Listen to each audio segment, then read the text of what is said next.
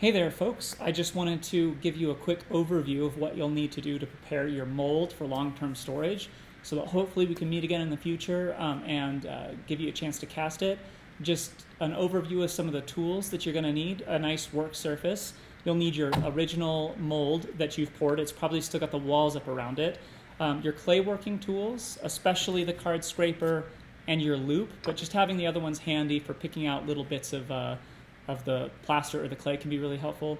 You'll need a bucket of water, a sponge, some kind of flat prying implement can be really handy. So I've got a chisel here, a flathead screwdriver will work, a putty knife is excellent if you have one. If you don't have any of those things, you can probably get by with just your card scraper, so don't worry about it if that's all you have from your kit. And off to my left here, I have a trash can. So let's go ahead and get started. So here we've got a little bit of a closer view of our setup.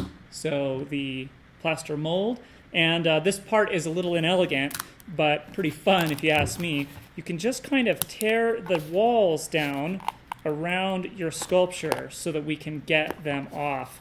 If you've used cardboard, this will probably go pretty easily. The coroplast is a little bit trickier, but with just a little bit of muscle, sometimes you can get your sharp implement under that glue and pry it right up. So mine came up pretty easily. If you've got a bigger one, you may need to loosen it in a couple of the corners and pick it up. It's totally appropriate. I don't need to for this particular time, but very carefully. If you want to take an X-Acto blade and cut some of the glue around the corners so that you can get it dislodged, that's totally fine. So mine's popped up. I'm just going to kind of peel it off of the surface. And check this out. Best case scenario, my clay came out of the plaster in one piece and we're left with this cavity, right? This is the valuable area of the sculpture that we'll want to be really careful with. So let me take just a moment and set this up. You may get a different experience. So I'm going to kind of pry this up a little bit. It's fairly dried on there. That's not a problem. In fact, I think that's what helped it pop out of there. But what you may do is you may pull your whole thing off, and it may take some prying if you've got a lot of surface area on your tile. It kind of suctions itself down. But you may end up, let's see if I can get this lined up, with something like this, where you pull it up and it's embedded with the clay. Now, if it's dry enough, you may be able to work at it with your fingers. You don't want to get any sharp implements to touch the plaster because that's what we want, the surface we want to keep intact. But you may be able to pry it up with your fingers and peel it up. If that doesn't work, what you need to do is hollow out the center portion with your loop tool. So say this was stuck in there and I couldn't quite peel it out yet. If I dig my loop tool in there, and you want to go deep enough so that you're removing a bit of the material, but not so deep that you risk nicking the inside surface, that surface of the plaster in there that gives me my detail, you're going to create a hollow spot in the middle of your clay, right? Just take your time. If your clay is real soft, this will be easy. If it's hard, this will take just a little bit longer. Mine's somewhere in the middle. It's about leather hard for mine. So I'm going to peel that out. And once you've created this dish shape, this hollow, you should be able to kind of peel back the edges. And it's okay to get in there with maybe your card scraper, or your wooden tool is best because it's a bit soft, and just kind of work away, pulling at the edges of your clay until it kind of peels up. And then you can use your fingers to peel it out of there. Now, if you've got any clay left in here, we actually need to clean it out. So let me get it the rest of the way out of this wall. There we go. My gluing job was very thorough. It did mean, though, that my mold didn't leak. So there we've got the wall. We don't need this anymore. We're going to put it in the trash can, right? And then we've got our plaster here. So what I'm going to do is actually clean up some of these edges. The plaster, as it dried, it kind of made a sharp edge. And that can scratch up things that you set it on, and it's just not very comfortable to handle. So take one of your loops. So you can take your small loop or the bigger loop, the one that you use to clear out the clay, and just sort of shave off the edges, those sharp edges. Ooh, that's a wonderful noise, isn't it? That's not too bad.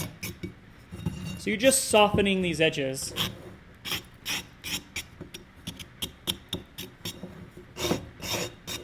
Kind of makes it a nicer object to hold. And now what you want to do is use probably the softest implement you have, maybe a piece of wood. Even your fingernail is appropriate. And any large pieces of clay, you want to pick those out the best that you can. And we'll dump these into the trash. All this extra clay, by the way, just goes into the garbage. It can't really be reused. It's soil anyway, so when it goes to the landfill, it's very, very benign, and it served our purpose. It allowed us a sculpting material in order to get a mold. So we're going to toss all of that stuff. And by the way, just be really careful whenever you clean this up later. Remember, the bucket of water here, I'll show you what that's for, but none of this, the plaster or the clay, should go down your drain, either at the school or at home. So we'll find a way to deal with that. But anyway, I've gotten most of the plaster. Let's see if I can get that a little bit closer for you guys so that you can see. It's sort of covered in a light layer of clay, but all of the big chunks are out of there. And that's fine. If you want to leave it like that, when you come back to cast it, that clay will just dissolve right out. But I'm going to go ahead and take care of that now. So I've got as clean a mold as possible. So you could pour or dribble just a little bit of water in here. But what I'm going to do is take this sponge, because you want it to be really soft. I want to get into all the nooks and crannies and get that clay out of there. I'm sort of dissolving the clay, but you don't want to scrub really hard or use any sort of abrasive, because I've got this nice knurled texture for the scales. I don't know if you guys can see it, but this is the negative of a little coiled snake. So I want those to stay intact, so that's why you need to be cautious at this stage. So I've got a little bit of muddy water in there. I'm going to pour it back into my bucket. And I just keep refreshing my sponge. You'll notice that the plaster itself soaks up the water. Right? It's kind of a desiccant substance. It will do that, but you just want to keep adding a little bit of water and work quickly and confidently to get your sponge down into all those details. Don't think you have to get this spotless. You really don't. If you just get it most of the way there. So I've taken that muddy water after I've knocked loose that clay and dumped it back into my bucket. If you get it most of the way, you're going to be totally fine. The great thing is with the clay itself, if in the future we can clean it up a little bit more if we need to. This just gets it in a state where it's going to be stable, for indefinitely. If you've got any really stubborn clay in an areas, it is appropriate to take like a little sharp tipped implement and kind of dig in there. Just be really careful that you're using light pressure when you do this so that you don't damage the surface. You don't damage the surface of the plaster cavity. So I keep just adding water, just kind of squishing my sponge down into some of those fine details, and then dumping it out where appropriate. So we've softened the edges of our mold after taking it out. We've picked the clay physically out, and now we've cleaned it up with the sponge the best we can. Like I said, you're going to have really fine details where the clay is still left in it. And let me see if I can show you what I have here. So there's still some clay in there. I'm going to kind of sponge off the top. The clay is going to stain the plaster, but that is okay. We don't really care. We just want to get as much of it as we can off so that the details come through. You can see there's little bits of clay that are stuck. I would probably spend just a little bit more time. Let's see if I can show you to the camera, like right in this edge right here, picking those out with a little bit of an implement, right around the eye, maybe just a little toothpick, something wooden works great. But other than that, that's pretty dang good, right? That's a pretty good example of what you're going to need. And now it's just a block. It's a fairly durable block, and you can store it somewhere. It'll need to dry because it's nice and moist here, but you can literally put it on a bookshelf or under your bed, somewhere safe.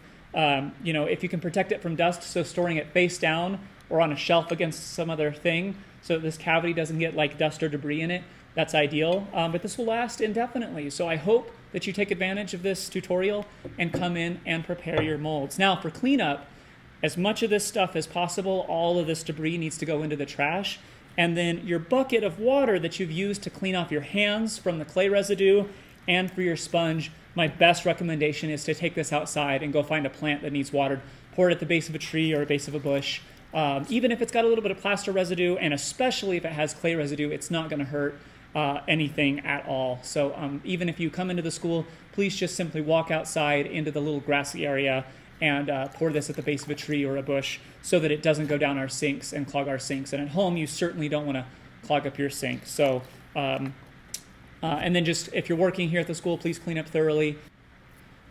One more thing I wanted to tell you guys is to please take your tile after you've peeled it off and scrape as much of the glue and plaster and clay as you can off, right? If you can take your sponge, please, and give it a quick wipe down so that the next class will have nice, clean tiles to use, right? Pay it forward a little bit. And then once your tile is as clean as you can get it with most of the glue, clay residue off, so if you can please put it in the green taped section of the cabinets in the classroom, that would be best. If you end up taking your work home to do this, if you can bring it back, that's excellent. Please do at your earliest convenience, even if it's next semester, so that we have these. But anyway, get these tiles cleaned up and put away back in the cabinet if you can. Thank you. All right, guys, I hope that was helpful. That's all I have for you. I hope you take advantage of these instructions and save your molds. I'm going to do my best to hold some special workshops next semester so that you have the opportunity to finish these. They were looking incredible, so I would love to see as many of these as possible turn into the finished plaster coin that we'd originally intended. If you do have any questions, please be sure to send me an email or post it on Blackboard, and I'd be happy to answer it, but hopefully this video was helpful. Take care, everybody, and I know we'll be in touch soon. Bye.